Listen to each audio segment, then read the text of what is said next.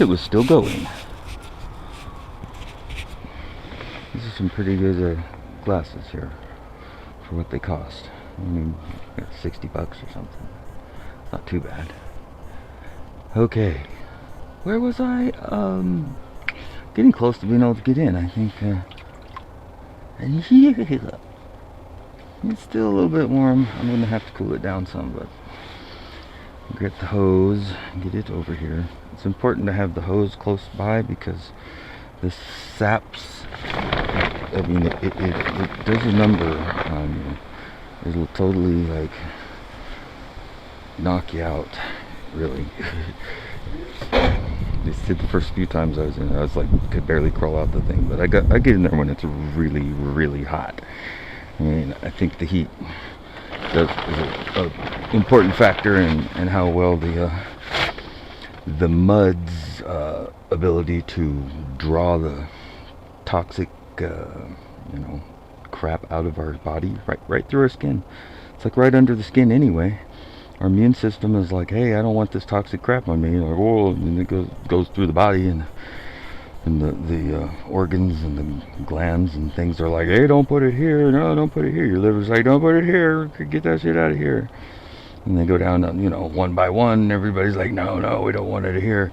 So where's there left to go? Outside. And the skin's like, hey, how come I get all this shit? And that's what it does. If your body can't metabolize and process it so that it can be peed or pooped or sweated or boogered or I think that covers it, then it gets extruded through the skin, causing all kinds of strange skin issues and developments. Now, if the thing being extruded is a conductive metal and you live in a highly charged environment, that's a whole nother cup of worms to deal with. Maybe literally. Okay, it's gonna need a lot to cool it down.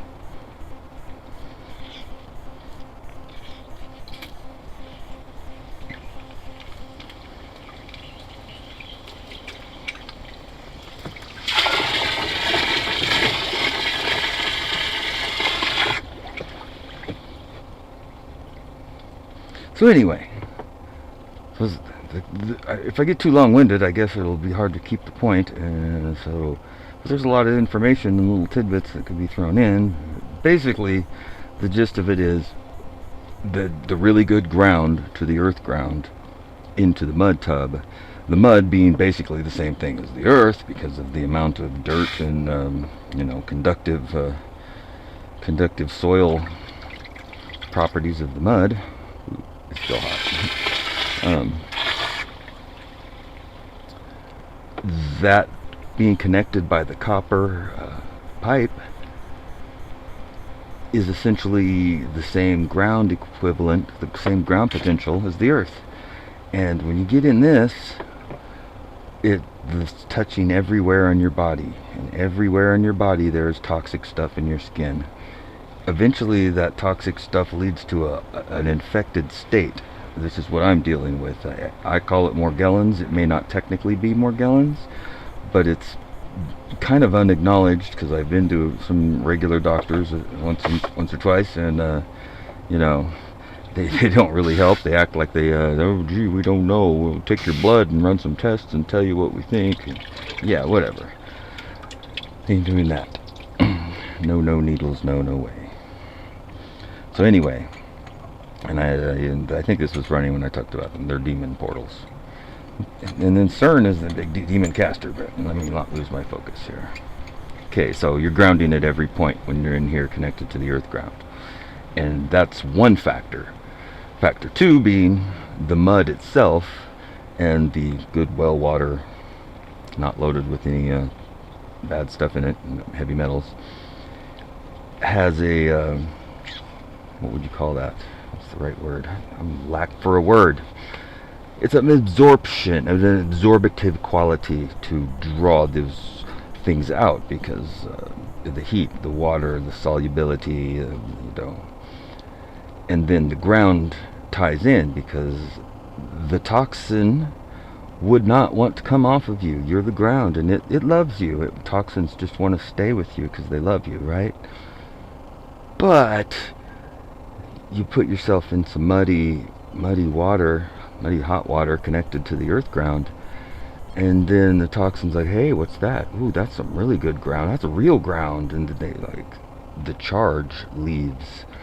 The physical part of the toxin may still be on your body or in your body, but its charge has been diminished or neutralized, and it no longer sticks to you, and therefore your body's immune system can begin to remove those things, which is going to seem like there's another thing wrong with you if that happens. The toxic shock, basically.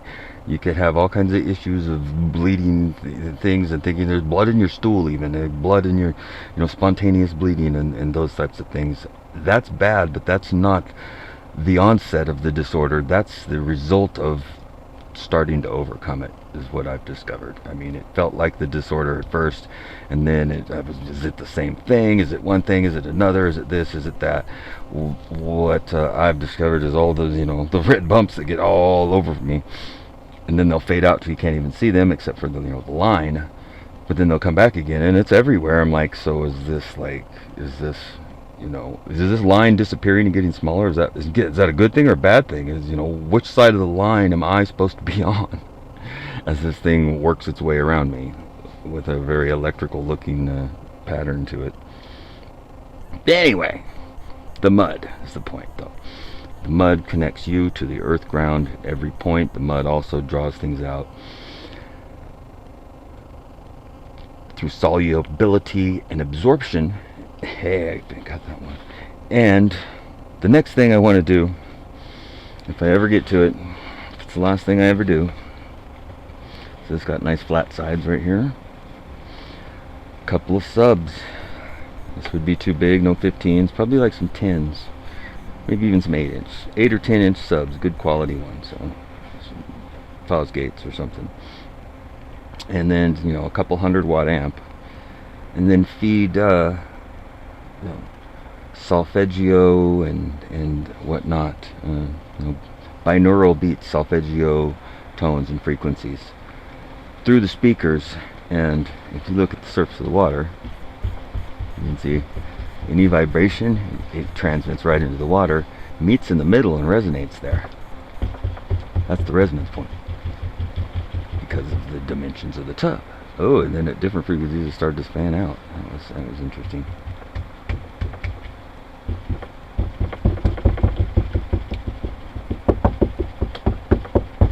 The little sets of squares. Okay, anyway, imagine the subs on there, one on each side, both going together at 432 hertz. This water is going to be like, it's going to be vibrating at 432 hertz. So my theory is that the combination of all three of these things, the mud's absorptive properties, and neutralizing, the pH to, normal, no matter what it is, high or low, the earth grounding with the charge, and then the addition of the frequencies. I wish I had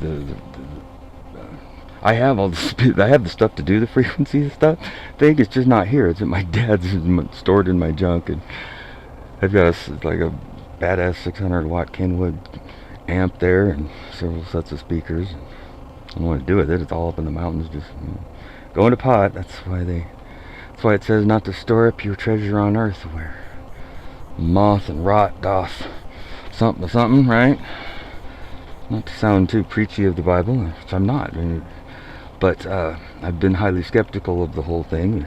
There's a lot of good info in the Bible and a lot of good things to glean from it. It's not what Christians believe it to be, though, and that's really the problem with the religious thing, with Christians and Christianity and religion.